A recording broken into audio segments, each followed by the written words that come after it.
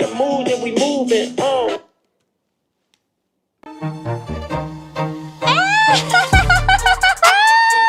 Hello, beautiful people.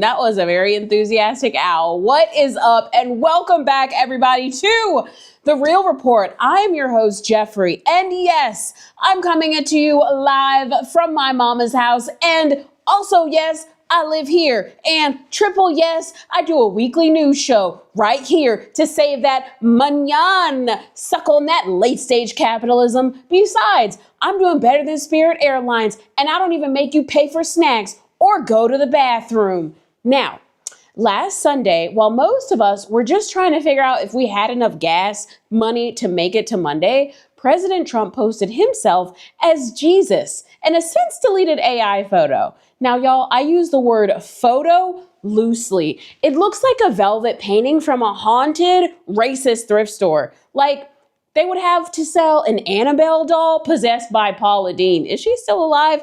Now, Trump claimed that this was him as a doctor. Now, guys, what kind of racist ass hospital is that? Do black and brown people not get sick in this universe? It's like if everyone from Dukes of Hazzard caught COVID. But this isn't just about our commander-in-chief's weird AI obsession.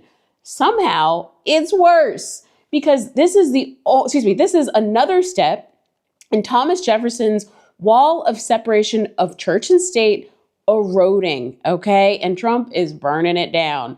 Now, this administration isn't pushing the all-knowing, loving Jesus from the Bible, the racially ambiguous one. No, it's a Kid Rock Jesus with an affinity for racial slurs and fucked up teeth. And that means trouble for all of us, okay? You see, backwoods meth Jesus, he's just a smokescreen for some very specific legal destruction that's been happening for some time.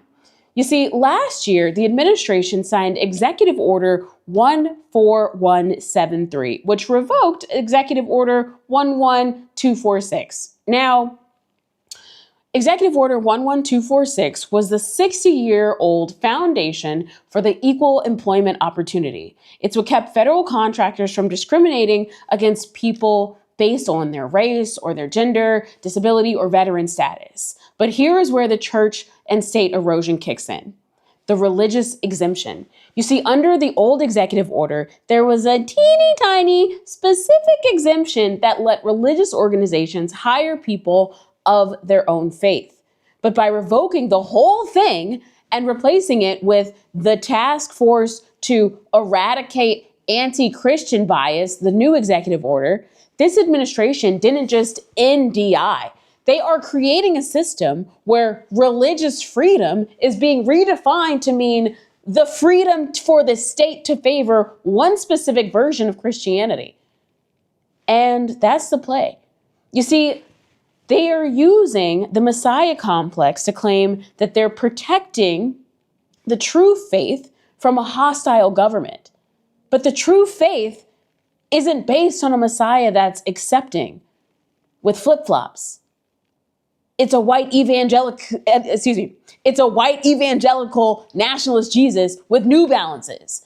And this administration is using protection as a reason to gut the civil rights protections that actually kept Black people, brown folks, LGBTQ people, folks with ranging abilities, and all of those people lose protection from being legally sidelined in the workforce.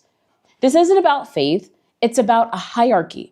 It's using the Bible to justify a system where the right kind of Christian gets the contract and everyone else gets a disappointed silence from a government that no longer believes in a wall of separation between church and state. And that is bad for everyone. Now, some of y'all are sitting there thinking, well, Jeffrey, I'm not Black or brown or gay or bi or other abled or Jewish or Muslim or atheist or anything fun. I just like white Jesus. Well, you're screwed too. Because we have to look at what's happening with the new Religious Liberty Commission that was formed in May of 2025. Quick sip. Now, The chair of that commission, Texas Lieutenant Governor Dan Patrick, literally stood up last week and called the separation of church and state, quote, the biggest lie that's been told in America.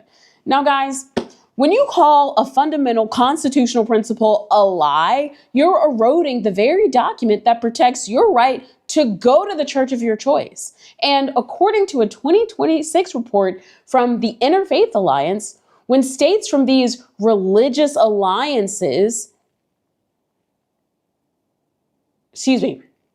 okay, one more take. We're doing live TV, baby. And according to a 2020, here we go, guys. 1, 2.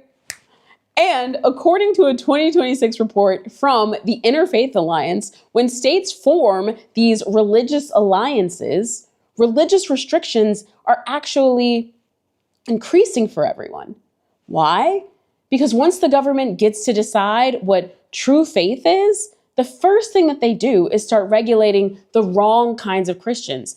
And honestly, guys, let's cut the shit. American Christianity is like the easy mode of the 3 major religions. All you gotta do is accept Jesus Christ and don't be an asshole. And even that's okay if you're Catholic. But under this new task force, well, suddenly being an asshole could be illegal. And it's fully dependent on who's in office. Guys, just look at what's happening right now in the military. This year, the administration started stripping rank insignia from chaplains and replacing them with religious symbols. Lawmakers are already sounding the alarm that this is government-funded proselytization. Big word. And y'all, that's just a fancy way of saying they're using your tax dollars to recruit people into a specific religion. Okay, like here's an example. If you're a soldier who doesn't subscribe to the administration-specific brand of theology, then you aren't just a soldier anymore. You're a target for, quote, spiritual fitness retraining. So when you turn politics into spiritual warfare, it turns a constitution from a legal document into a suggestion that can be overruled by whoever claims they heard from God that morning. And no, let's stop. And I do not want a 79-year-old old-ass dude on his 3rd marriage who spends his time beefing with the Pope to be the one who's interpreting God's will. Guys, at the end of the day, the separation of church and state, it isn't a cage for religion. It's a shield. It was designed to protect faith, all faiths, from the corruption of power and the integrity of the law from the bias of the pulpit. But when you turn Jesus into a mascot for a political agenda, especially one that prioritizes a red pill-ass hierarchy over humanity, you aren't just eroding a wall. You're burning down the house to keep one room warm. Guys, I'm Jeffrey, your comedy news bestie. I'm gonna go see if I can turn some water into wine. And just remember, the American dream isn't dead. It's just being held hostage by a guy that thinks that Jesus was a venture capitalist. Anyway, I'll see you later. Okay, goodbye.